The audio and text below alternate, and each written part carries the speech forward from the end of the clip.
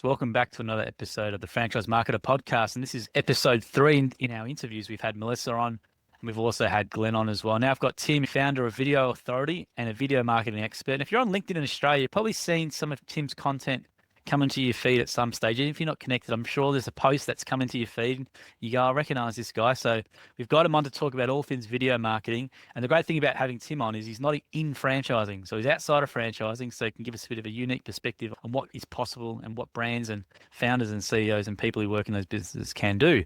So Tim, enough of that introduction. Tell us a little bit about yourself and what your business does and your approach to video. Sure. Thanks for having me on. This is a cool podcast that you've started. You've created some really big waves in the franchise space. So just want to say thanks for having me on episode 3. My video marketing business, Video Authority, started back 6 years ago. I had a podcast like this one where business owners consistently kept telling me, I've got footage here and videos that I've never been able to get before. And episode 18 rolled around where Johan, his name was, he said, Tim, there's a bit in this conversation where I said about email marketing, we doubled a business in 3 months, sorry, just with one subject line of an email. I've been trying to get that video forever. Can you please find it for me? And I was finishing my marketing degree at the time. I had capstone units and assignments and exams all over the place. And Johan I said, mate, I don't know where that video is. I don't know how long it was. I don't know what point of the conversation. I'm just doing this podcast for a bit of fun. And I used every excuse in the book not to go find this video. He pulled out his wallet. He pulled out $200 and he said, Tim, I'll pay you $200 for that one clip. It's that good. Here's $100. And if you want the extra $100, I'm speaking in a week's time. Find that clip for me. Now, Joel, as a broke marketing student, what do you think I did? See you later exams. I'm getting this $100. And a week later, I gave Johan a USB stick, not just with that one video, but 20 other bits of information of him speaking as an authority. He pulled me aside and he said, Tim, you need to start a business. And if you don't start a business, I'll be very upset with you. 6 years later, I now help my clients produce 3 months of video content in just 45 minutes based around the idea that conversation is sparked by genuine curiosity and good content. That podcast has gone on to interview 4-time premiership winning coach Kevin Sheedy. I then also interviewed Noel Whittaker, who wrote for The Agent, and you've been great enough to organise 3 interviews with Jim. Creating content was this process that a lot of people thought was really hard, but if you can distill it down to an interesting conversation and structure it in a way we were talking off camera to not just get attention in 2.6 seconds, we get attention on that first frame, as you quite rightly brought up. So I create video marketing assets for my clients by bringing out the conversations and the golden nuggets that are actually already in their head. And it's why you actually see a lot of success with your podcast in the gym space, because you can't fake the authenticity of a live conversation. So much content out there is over-polished, over-produced, over-scripted. Whereas if you get a conversation that is conversational, that therefore creates what people would like to call quote unquote authentic. And I think it's one of the reasons why you keep doing your podcast, right? Well, that's true. But I was going to say as well, 6 years ago, I remember, because video back then was pretty expensive, I guess, or people thought it was pretty expensive. And I think all business owners know they need video, or coaches especially, and people in franchising know they need video, but they don't, as you would probably come up with yourself, there's a lot of excuses and self-doubt. So what would you sort of say to my audience around that? Because they know they need video, but there's obviously a lot of objections and things they have to deal with internally as well. How would you sort of encourage them to do it, or look at doing, or what type of content they should maybe do as a franchise brand or a franchise leader? Yeah, well, the only video content that is expensive is video content that doesn't convert, is video content that doesn't generate interest and doesn't generate inquiry. I can create a $50,000 video for you that has B-roll and actors and drone footage and all of this stuff. But if that video then just falls short on what the customer actually wants to hear and listen to and actually gets a customer to reach out, then that video is very expensive, right? So the only content that is expensive is the content that doesn't convert. And sadly, that's the majority of content that big brands make. They hire these big production firms to do this massive branding story, and they don't realize that the customers don't actually want to see that. I think something that's going to be really interesting on the high-end production side is AI coming in like VO3 with Google. You can create really high-quality video with the snap of your fingers at the moment. So therefore, the content that actually is going to cut through is going to be that more real, raw, authentic, real stories that you can't produce with something like that. So these big production houses, they're in trouble because they're the ones that are creating content that's too expensive, and it's only too expensive because it's not converting. It's definitely going to fool a lot of people, but I just want to point out that people's really interesting. I don't know if you noticed this trend, Tim, or not. I've actually seen on YouTube, YouTube's obviously got a format. You know, Mr. Beast has made that format of YouTube, which is just bloody jump cut after every 2-3 seconds, retention editing. And on YouTube now, I get auto suggest a lot of videos, which is the complete opposite. It's just like an old guy talking to a camera for 20 minutes saying, I'm 70 years old, don't make these 12 mistakes I did. And that thing might have 300,000 views just with an old guy talking to a camera about life advice. So there might be other channels like, I think Charlie Morgan's a good example. If people don't know him from Imperium, he just does, you know, an hour and a half business advice, talking to a camera, no production outside of that, maybe a little bit of a whiteboard, just purely genuine value. And I think it's sort of going the opposite way as well now. So I think people are sort of getting maybe a bit sick of that. You know, they're a bit more awakened to people trying to hack, get me to retain attention and distract me of this, and this, and this. And they just want more genuine, lesser produced, just really good information. Yep. Yeah, I think it's really interesting. It's kind of come in cycles. Like 2009, everyone was doing selfie videos, right? And then we got sick of selfie videos, right? And then people started investing money into content because they realized the content was, you quite rightly say, it's the start of your funnel, right? So people started investing in content, but the problem is they then start investing too much money and it starts to look too slick and too polished. And then we go, oh, geez, this just feels like an ad. Like, every time a client of mine asks me, can I put my logo on this video? I say, absolutely not. Like, you can do it, but I'll stop working with you, because anytime you produce a bit of content that feels like an ad, it does the reverse of what you want that ad to actually do. Half of the content that you produce is in that really good sweet spot of, you've got real, raw, authentic stuff that's done off phones, and you also have high level with Charles, I believe, is your videographer. He does a great job. So you kind of need all of that, and it's to do with the placement, it's to do with the timing, it's to do with your objective of that goal. Sometimes you do need a fancy video.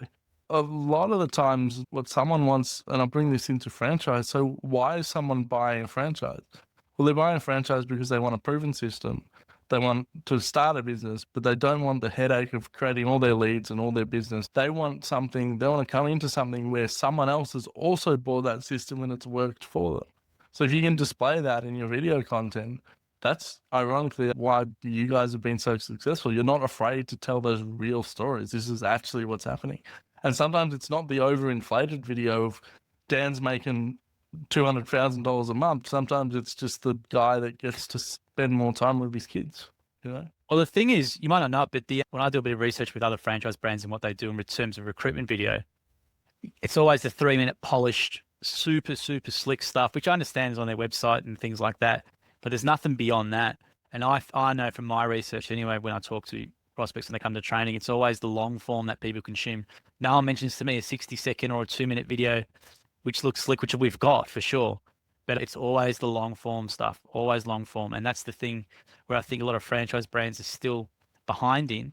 They don't understand that when someone's making a decision for hundreds of thousands of dollars, in QSR franchises especially, and ours is even 30 grand is a lot of money for someone. As much information you can provide them, they will consume it. Don't assume that they won't, because they will. And this is, I've had a guy in training who watched I think he told me he watched 1,500 videos. I don't think he was lying. He knew a lot of things, and he was going up to Jim and asking Jim about all these certain things which he saw in videos, and 1,500 videos. Or short form content getting them to the long form content, or are they just discovering Yeah, so it's a good question. When we do training a bit, I always ask him, how did you find out about gyms, or what happened? And a lot of the time they scroll through TikTok or they'll scroll through Instagram or something and see a few things, and then they'll get the ad that pops up, and then they'll inquire. Then the franchisor, they'll get the videos and the podcast via the franchisor or via the email system and things like that. So that's generally what happens as well. So I think short form content for us, I literally just treat it as a seed planner. How can I get as many eyes as possible on something about gyms to get it into their head, and then they can go and do their own discoverability journey, or they can inquire, and away they go. So 80% of my leads currently come through LinkedIn, I'm Yes. producing content at scale and video at scale on the LinkedIn platform because that's where my customers hanging out. That's where I connect with them. So my main strategy in growing my business has been going to a networking event. Then they see a version of me there, right? They might meet me for 20 seconds. I connect with them on LinkedIn. And then I know that from that point at which I connect with someone on LinkedIn, there is a catalog of content that I've produced that they can then go back and watch. It's the same as you. You put one short form piece about gym out online, then they go back and they track back and they find everything. And the frustrating thing for your marketing department, right, is how can you track that metric, right? Well, we're sort of very lucky because if we could track the metric, it'd be a hell of a lot richer. But the thing is, in training, we just judge it on training numbers. So if we have 120 in there, Jim knows they all watch the video and they tell him, and that's how it sort of confirms in his head. So I'm a bit lucky with that. But I was going to say what you do, because LinkedIn is the platform which I'm telling a lot more franchisors and people in franchising to get on, because I think it's the most friendliest platform for one, and I think there's still a lot of good reach in there. But you don't post much video on your account. You just do text and photo images. So have you been tempted to do, because I know LinkedIn saying they want to promote video and stuff like that. So have you been tempted to do that, or what's the go there? Well, I had a video hit about 14,000 impressions recently. I mix up my content. So what I tell to my clients is written and images actually get more impressions because it's easier for that to get an impression if someone sees it. So that's your reach. However, when they discover you on that, if you don't have video content, you're missing out on a massive opportunity to generate trust, get someone to feel like they already know you and build it there. So I I'm a little bit top heavy on written and image because that's easy content to create. I can wake up at 8 o'clock and write a status. But then I try to post about 2 to 3 videos per week based on that because the video is actually what's going to get someone to feel like they already know you. I get onto sales calls with people and it's no longer tell me what you do, tell me why I should work with you, tell me what you've done. The trust element, they already know what I can do. I had a call this morning and the lady was like, well, I just want to know how you can help me. I've been seeing your content. Can you talk to me about what I'm doing? And then the sales call just becomes a heck of a lot easier. Therefore, the more video and the more content you put out there, the easier your sales calls become. The only reason I went into video is because I understood it could make a salesperson's job a heck of a lot easier. If people are already pre-consuming your content, they're already looking at the stuff that you're doing. If you know that when you connect with them or they see something, they're going to go back and watch you because that's what humans do. You can make sales calls a heck of a lot easier. And that's the whole purpose. It's sales enablement videos by creating marketing assets. And I think people don't realize how much people might stalk your account or consume your content for maybe a year or two before they even send you a message or even like a video. And a lot of people won't even like your stuff or comment on your LinkedIn posts, but they'll consume a lot of them as well. And I think that's what people need to take into account. That's the sad thing because people stop creating content because they don't see the likes and they don't see the comments or they don't even value the impressions, right? So you can... That's a key word, what you said, then is value the impressions, because old school me would say impressions mean nothing, blah, blah, blah, but I've completely changed on that. So can you maybe talk about that a little bit more maybe? Yeah, absolutely. Okay. Imagine if every day you could put up a soapbox, you could step on this soapbox and 100 people will listen to the thing that you were going to say. Or imagine you could fill a room full of 100 people. So many people stop creating content and don't get the benefit of content because they're seeing 100 views, 200 views. You don't realize that that's 200 people that have seen your thing. You get to publish this stuff for free. You get to put it out. You got to share an opinion. And if it works and if it goes really well and you're consistent, you'll go from 200 to 500 to 1,000, right? But people give up because they see 200 views and they don't realize that 200 is actually a lot of people. And you've put that out for free. He called me up. He said, I'm getting 200 to 500 views and I want to ramp this up. And I'm like, all right, well, the option here is either you spend money on ads to amplify your reach or you keep posting and you keep being consistent and understand that you're posting this for free. Right? So if you are putting something on social media and you are not paying to amplify that message, the social media platform owes you nothing. You've put that out for free. So you either have to come in with an incredible amount of value that will get you the views, or you need to understand, okay, maybe I need to put some paid ads behind this and actually amplify my message. So those are the two paths. People who give up because they're not seeing views or results, they're giving up too early. It's that classic image of the two people that are mining for diamonds and one of them gives up in the dirt is like this much, right? So many people are like just this away with their video content. They don't even realize it. But it's either they don't even start and they don't bother, or they don't keep going. Like, yeah, I think the keeping going part's the main thing, I think, for a lot of businesses that I see. for you, when you first came to Jim and you said, Jim, I think we need to invest heavily in content, and it's going to take a bit of time, and we're going to put energy into that, right? And here's someone who's built a business, he's in his mid-60s at that stage. How did you go about? Because I think a lot of people listening to this podcast are trying to convince their CMOs, they're trying to convince their CEOs, we need to put this effort. How did you go about? I mean, I'd love to maybe have a podcast with you about on that question. When was that aha moment for Jim when, oh, this is working? When I gave him Gary Vaynerchuk's Crushing It Audible book to listen to, he's really good at consuming audiobooks and retains the information. And the other time was when we started doing the Ask Jim stuff, and then we had people in training saying, I watched that and I came in to be a franchisee. And I actually told him that. So the key to me was, as I say to other franchise executives, is that you need to have whoever's your main driver of decisions in your business, if they can get feedback early on that what you've done impacts that person coming in to be a franchisee in your system, that's what you need. And that's what I had early on. And then I had more and more and more of it. So yeah, sort of just built from there. But I think with the franchise brands, I think everything's ROI driven, right? So if we spend, 40 grand on video production content, it better work within 2 months or something like that. And the franchise sales are completely different beast. It's not something where it's a instant decision. It can take months or years of thinking about things and stuff like that. And the key for us has just been, we've been ultra consistent for many, many years. And, we were probably 12 to 24 months in, and then you really starting to see the effect of people been looking at us for like a year or 2 years, and then they would come on board. Whereas most other companies would have given up after 2 months, unless you got major results or a direct result attributed from a video or whatever it was. The problem there is investing too top heavy in creative that isn't going to perform. You say they spend 40 grand on this big campaign, 50 grand, and the people that are driving that campaign are concerned about how pretty it looks and where the logo is. Correct. Interested in all of this stuff that is basically cake decoration. They're forgetting why people actually buy the cake. Give me 40 grand and let me go talk to the real stories and why people buy, and give me a sales enablement track rather than a big branding piece of 40 grand. Because then, wow, we got to get return immediately. That's just not based in reality. I think the stuff that you do as well, I think for a lot of franchise brands are still owned by founders and driven by founders and CEOs. And I think the key for us anyway recently has been, got two separate brands. They've got Jim's Group and we've got Jim's personal brand. I've never been a personal branding expert or whatever, but I've been able to do a lot just with his personal brand, and we get a lot of people come via that. So for me, what you do with your clients that I've seen, like you do a lot of the filming off talks, you're filming at expos and stuff like that. I think that sort of content's gold, because you can post it on the separate founder of franchise brands account or whatever, completely new audience, completely new people considering you for the first time. They're going to follow the person over the company. I think it's a no-brainer. So is that what you're noticing with your customers? Because you deal with a lot of coaches, consultants and stuff. I find with the work that I do, the founder is an expert at what they do. Correct. They're very, very good at the business that they built. But when they go to create any form of video by themselves, they suddenly turn into someone who's not themselves.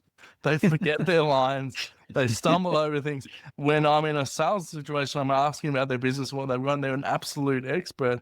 They turn into this bumbling person because it sucks to get a camera. So for me, it's very much my process is about helping people forget that the camera is there and remembering why they're actually an expert. When you can talk about what you've done, how you've done it, and position it in a way that gives someone else value, that's the content that performs day in and day out on all of these social media platforms. You listen to someone because they've got an expert opinion about something.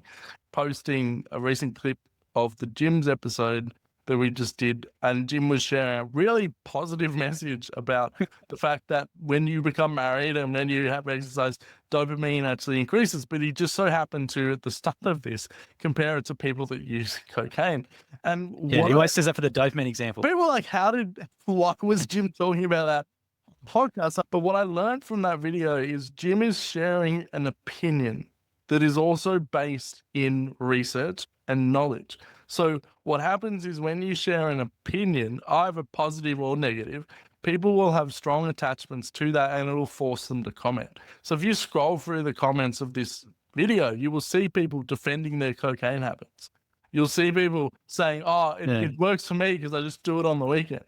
Right. Well, you'll see, and then there's a portion of people that are joking, and that shows you the strength of the brand. People will ask, "How much is this franchise?" But but that video there, even though, I was saying to you before we jump on this, I'm like, people didn't watch the whole video. It's a positive video, but they're here.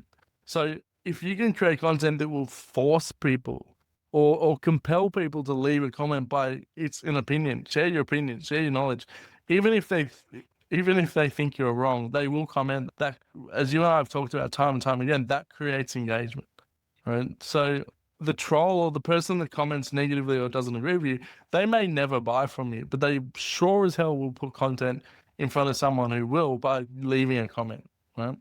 Now, question about short form hooks, because short form, it's all about the hook, as you know. So how do you go about that in regards to choosing it, or what should people script stuff with that in mind, or should they just speak on a podcast and then it's up to someone like yourself to then find the hook, or how would you do that? Because that's the most important part of anything. So many people, when they share something that they're excited about, they'll actually say the most interesting part of that halfway through what they're saying or at the end. So typically what I'll get someone to do is I'll ask them a question like, Joel, what has been the biggest factor in video content to get franchise marketers? Now, you could ramble for 2 minutes on that topic alone. You'll probably say the most interesting stuff at the 40 to 60 second mark. So it's about figuring out what that is and then going, hey, Joel, actually, can you please explain that again, but bring that interesting bit to the front? And that's what people are going to pay attention to. I think, so there's that. There's a way that it's structured, understanding, getting people to waffle a little bit, but then understanding that that's not the video. The video is actually, hang on, can you say it again just a little bit like this, right? So that's one answer. The other answer is, to a certain degree, scripting works, but not scripting the entire video. You really need to test the hook. And with ChatGPT and everything, I would think about typing out or talk about something that you're really good about, and then tell AI, I need a really good hook that will get someone to pay attention to this. Give me 5 of these, right? And actually using that and starting a video like that. The other way to do it is just conversation will bring it out, but you got to be aware why people are interested in it. And lastly, a text-based hook. This was your data. You said this to me before we got on the call. It's not the first 2 seconds that matters. It's the first frame. The first frame, what do you put on that first frame that will compel someone to want to keep watching? And Joel, I'll give you sort of space to talk about that. Well, that was an interview from last with Melissa, who's a short form content expert, and that's all she does. And she said that in her interview, which is the first frame. And I started looking at analytics and you go, gee whiz, like it's that brutal. Like it's good in a way. Like if you have a video of 200,000 views, you know, you might get 30,000 watching it to the end or whatever. But the amount of people who drop off from that first second, it really does get you thinking about that first half a second, whatever it is. What am I showing on the screen to keep someone engaged? So it has to have is going to have a big billboard title on there. Like the reason why the one with Jim with cocaine did so well, I thought, was just not what you were saying. It was because the title, just the title on the screen. Like that's your hook, like your visual hook with that word. That word is a hook. Yep. And then everyone wanted to have a comment on it, controversial and stuff, which I think is, helps with engagement. But I was going to say as well, with video types for, let's say, people who work as executives and CEOs, what sort of things why should they do it from your perspective? Because I think they might go, well, I've got my company account, we pay a social media company or whatever, and they do our company LinkedIn and company Instagram and stuff. Why do I need to have a separate brand or personal brand account for what we do? What would you sort of say to those people who ask those questions? There's a common phrase out there that people will do business with people they know, like, and trust. So many large brands hide behind a logo and a brand guide. I don't know who the CEO of Jets is. I don't know who the CEO of Anytime Fitness is. If I'm going to put my money into that company, I want to know who's behind the actual company. That's where the ask Jim stuff, both in the format that you do, but you also get him to respond to complaints and respond to trolls and respond to stuff. For some reason, these CEOs think that people are going to give them money based on the brand and the equity, and rather than who is actually behind the business, so I can get to know, like, and trust the vision and where it's going and how long is this going to be around. Everyone knows know, like, trust, buy exists. But if you're not doing the content that gets people to even know about you first, you're just lost. So I don't think you can't just hide behind your brand anymore. You can't just hide behind your branding guide and your logo. People want to know who's behind this business. People want to know the success stories. People want to know why you're doing what you're doing. Because of the amount of information that's out there, if you're not contributing to that information, someone's going to go and buy a different franchise. And I think a good example of this is a guy in America called Mike Andes. And Mike Andes has a massive YouTube channel as Mike Andes, lawn care millionaire and all this sort of stuff in America. And he was saying to me when he come to Australia, he did our training and stuff. He was saying to me that he doesn't have everyone knows him as his personal brand, but they don't know his actual business brand, Augusta Lawn Care. So it's Augusta Lawn Care is his actual business, but everyone knows him more as his personal brand because that's what he does. And he gets all his recruitment and stuff via his personal brand. And he spends around 1.6 million US on content a year for his 5 businesses. And that's all his marketing. He doesn't do any marketing outside of that. So he just does full on video content. But I think LinkedIn especially, like as you would know, like our Jim's group page, I can't really crack it that much in regards to what I post. And I post regularly on there. But if I post similar type of content on Jim's personal account, which I do, he's become a LinkedIn top voice in 6 weeks. So that's because people want to follow the person. They want to know the people behind the business. And I think founders and coaches and entrepreneurs and stuff have such a good story to share. I just don't know why they think they try and build this brand logo and entity under here.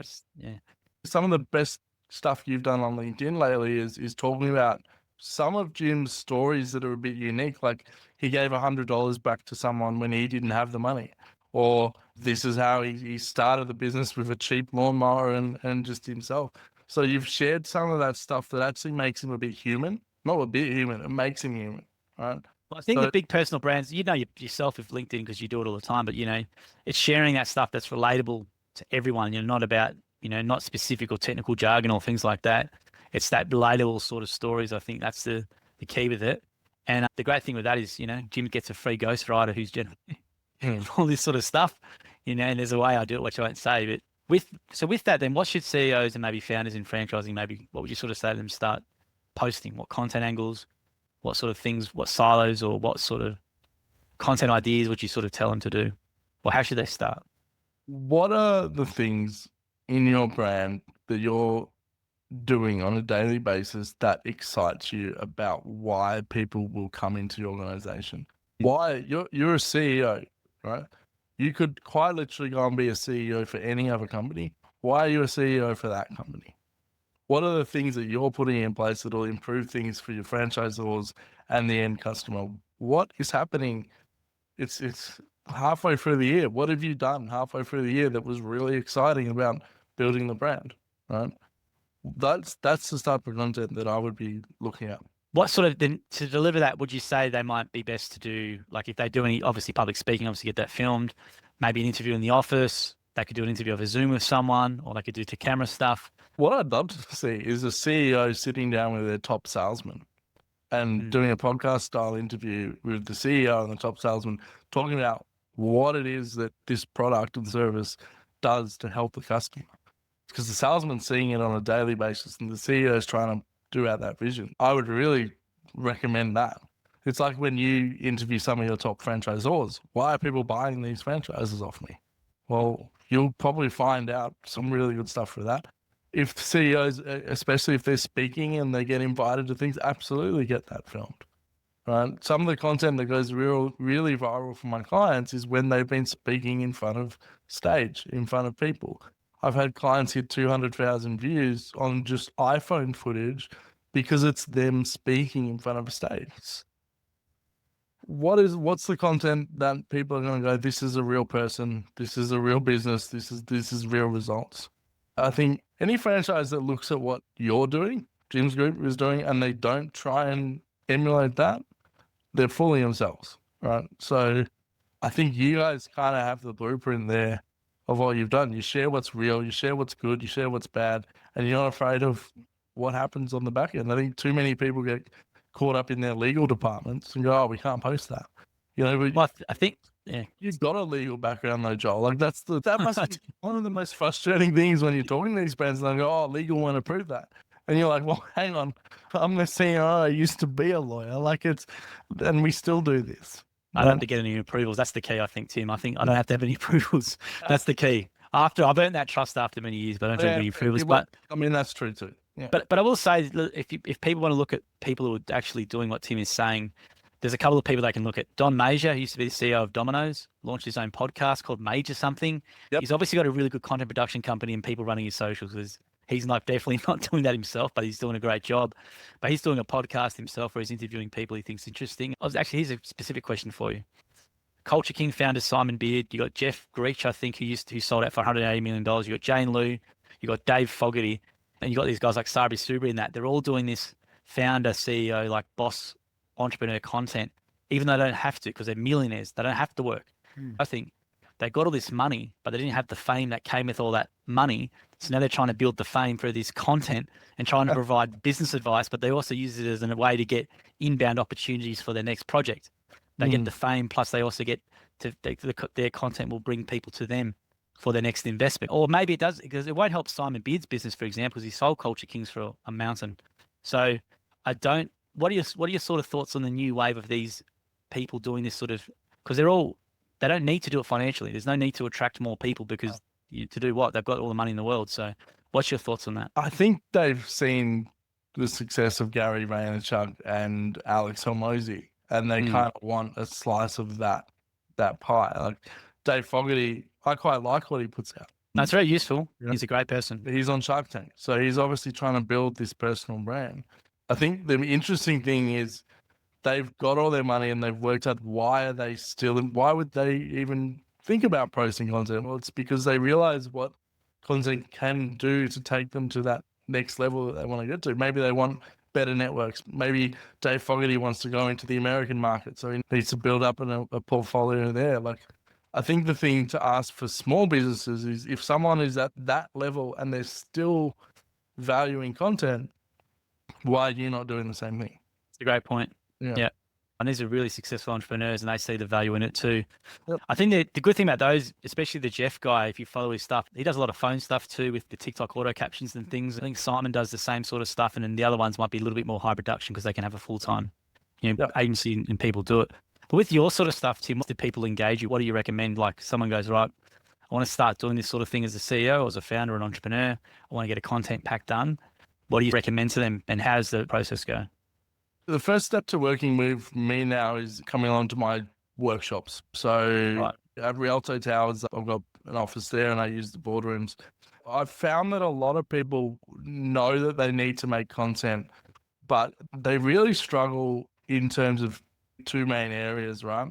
And the first one is they don't really know what content to create that will actually convert, or they're just not comfortable with seeing themselves on video. So my workshop, I designed it so that imagine if you could walk into a boardroom with the knowledge in your head and expertise, and then you walk out of that with an understanding of what video you can create that you're actually going to be proud of, video that will actually get the customer's attention, and you actually stand up on the day and you produce anywhere from 5 to 10 videos. I get you to present because the presentation is authentic. So the best way for that to happen, so they walk out of that boardroom with a 12-month plan of what to post in their content, and then they walk out with 5 to 10 professional videos of them speaking on stage. I run these every month. The next one I have is on the 27th of June. And yeah, I've been having business owners come through and doing that, walking into a boardroom with their knowledge, networking with other business owners, but actually walking out with a content plan and 5 to 10 videos ready to go of them speaking as an authority too. So that really gets around this idea of I don't know what to post and I don't know how to post, but walk into a boardroom, sit down with 5 to 10 other business owners, workshop what you can actually say, and then walk out with videos all done and a plan for the rest of the year. Yeah. Cool. I was going to ask you as well, what to you makes a good piece of short form content? Because it can be quite depressing if you're comparing yourself to others when you do a little research, because the production level, I think, on shorts is just gone through the roof. Like it's nuts. And slowly, I reckon you're seeing a little bit of a shift back to just phone footage, just unedited can do well if it's just good advice with a good hook. So what's your sort of key to a good short form piece of content?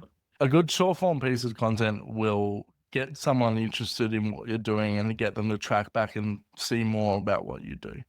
Good short form content starts conversations. So if you're putting out content that's just bare minimum, 5 top tips, all that kind of stuff, you're not getting to what the client wants to listen to. What do they struggle with? What's their pain points? How can you actually help? So a good piece of short form content will actually get someone going, oh, I want to talk to that guy. And it doesn't have to be content that gets hundreds of thousands of views. Sometimes the video that only has 500 is the one that someone will go, oh, that's the video that I watched. So you're never going to know. You can't judge the success on a video just by the views that it gets. You have to judge the success on what the haptic feedback is that you're getting. Does that make sense? Yeah, no, it does. And I think because that might be a question for people to have, well, all right, want to do short form, what type of stuff is working? But I think the way you're doing it in that format, you're getting them to do it with a bit of pressure too, because they've got other people watching them. So it gets them out of their comfort zone, which I think is good. And then once they do it and they see the end result, it reinforces into their head why they can do it. And what's sort of like a content plan that you recommend to people to try and commit to it? I start my clients with 3 posts a week. Yeah. If I can give you 3 videos a week that you're consistently going to post, that is really good. What that lets you do is if I give you all of that content all done for you, that means that the other 2 posts that you make during the week can be really thought through. They can be really well targeted, and you can actually slow down and start posting stuff out of enjoyment and out of what you know the customer's going to do, not out of, I just need to post to appease some sort of algorithm. So I tell my clients 2 to 3 videos a week, and then 2 other posts, either a written or an image post. But yeah, with the platforms, are you telling them to post it on all their platforms, or is this platform specific? Or it takes me 10 minutes at the start of the day to post on LinkedIn, Facebook, Instagram, and TikTok. I post the same video. I post a similar status. The reason I do that is you never know what person is going to be on what platform. So it doesn't take me any longer than it does to post on LinkedIn, because I type it on LinkedIn, I copy that paste, I go straight over to Facebook, copy, paste, upload it again. And different people scroll on different platforms at different times. The more platforms you're on, the more people you're going to capture. But the funny thing is, it doesn't actually take you much longer to go, okay, I wrote this on LinkedIn. Now I can just copy paste this straight over to Facebook. I mean, it's not, I think people overthink that. Oh, I'm going to write for the different platform. Not necessarily. Not necessarily. Yeah. oh, it doesn't really matter too much. And I was going to say with the reusing content. So someone has a good video. What sort of time frame should they be looking at reusing it, or what are your thoughts about reposting the same things? I think reposting it is something people don't do enough. If they've got something that does well, you can repost that consistently. But what are your thoughts on that? Well, yeah, if it did really well, I mean, you can post it the next week if you want to, right? Not everyone's sitting there seeing your content. Now, what I say is probably every 3 to 6 months you can recycle a bit of content. I've got a client of mine who I filmed with him 4 years ago, and he still uses the videos that we filmed 4 years ago. He still posts them, and he still gets business because of it every time. Great. He posts it, right? Yeah, smart. I joked to him, I said, mate, we've got to update these videos. He's like, the first ones they're working, I just keep recycling them every 3 months and I get clients. I'm Smart. like, all right, whatever. Yeah. So yeah, absolutely recycle content. It's not, content isn't this thing where you have to keep recycling, keep making. Because people, you're right, mate. People obsess over their feed. They think that everyone's looking at their social media page all the time and notices when you do something the same, or they don't notice or don't care. People don't care. Yeah. Great example of this is I had a viral post on LinkedIn. Jim's profile go viral. We're talking like 20,000 likes, 1 million impressions. I posted the exact same thing 2 weeks later. I didn't change one thing. Had more likes, more impressions the next time around. So I will post that one again after to go and listen to this and see how it goes. But it's, people overestimate their own platforms and aesthetics and could have Instagram looking this. Yeah, they think everyone's watching their thing at all times, and it's not how it works. You just need reps. I think that's the thing, business owners, that you're going to suck for your first 100 200 things, whatever it is. You know, we still need to get better with what we do. But you know yourself, from looking at your stuff back in the early days, I know, look at mine and I go, bloody hell, like, what a disgrace it was. I mean, I have one video. If you scroll all the way to the bottom of my podcast YouTube channel, there's a video that's overexposed. There's socks in the frame. There's like the lapel mic. It's not even on the person. It's on the couch. And I keep that up there, especially for the purposes of showing people. I put a lot of time and effort into learning how to film, right? And I still have this video of me online. It's overexposed. It looks really bad. Why do I keep that up there? It's because that's what made me start. If I didn't start with that crappy video and I didn't keep going, I didn't get better, I wouldn't get to the level where the content is today. And I'm sure even in 5 years, I'll look back at stuff and go, oh, geez, that was crap. So many people don't start the content. This might be a good place. They don't start it because they think they need to be perfect from the get-go. And it's actually that pursuit of perfection which stops you from doing it. Then that stops you from getting customers. And then 5 years later, you go, oh, I wish I did content. Well, you need to start with a really crappy video. You just need to put that out there because then you'll learn from it and you get better and you get better and you get better. It's the 20th video, not the first video that people will actually see. Yeah. 100%. And when you want to stop, that's when you should keep going. And that's the thing. I think with what we did, if we only started, you know, back in 2010, 2011, it would have been nuts for us. But it's better late than never. I think there's a lot of opportunity. This is a franchise marketing audience and a general business owner audience, but it's still a massive opportunity. You've got a guy who interviewed Jim on his podcast called Jason Cleans. He's a cleaner who has a TikTok account, and he interviewed Jim. He's got a thing called, I think it's Made to Clean or something like that podcast. 26-year-old guy. He was saying to us on the interview that he generates so much more from TikTok account than he does from his Google ads or from his Instagram or Facebook. So he's generating a lot of inbound leads. His TikTok account is a home serve, as a cleaning business, so commercial cleaning and whatever.